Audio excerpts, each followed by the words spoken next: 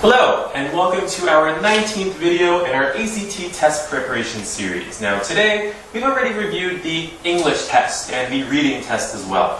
So we're going to be starting going over the final section of the exam, the ACT writing test. Just talking about a brief introduction and overview of this part of the exam. So the writing test is the only optional section on the ACT, and if you do choose to take it, it will always occur at the end of the exam. So this will be the final 30-minute section that you're going to take for this particular test. Now, although it's optional, as many of you know, many colleges and universities in fact, request that you take it in order to process your ACT score and to accept that ACT score. They also usually want to see this writing test as well. Now, this is what the writing test is going to look like. So you're going to be given a very long prompt up top here, and then you'll have a very brief sort of explanation of what exactly your task is. Now, this is a very standard setup for the writing test, and in particular, this bottom part is never going to change. So we're going to review this more specifically and in more detail in a later video.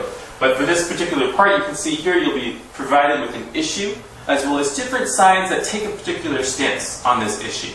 You'll also be provided with lined paper in order to actually write your essay. Now, you don't want to write your essay on this blank space, or you can use any of this blank space for anything that you want to use. Brainstorming, planning, writing random words down to incorporate in your essay. This is all fine here. Just make sure the bulk of your work is done on that lined paper.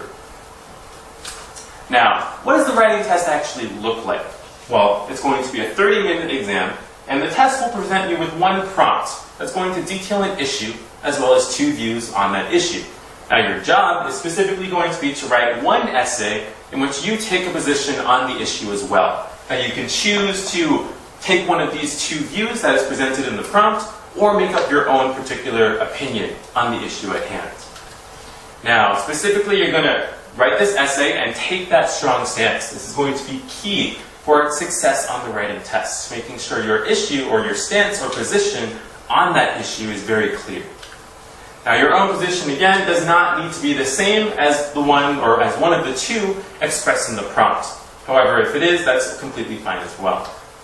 Now, again, your essay should generally range from about 3 to 6 paragraphs. Now, in the next video, we're going to be going over essay structure and form, and talking about specifically how that essay ideally is going to look. But here's just the general length guideline.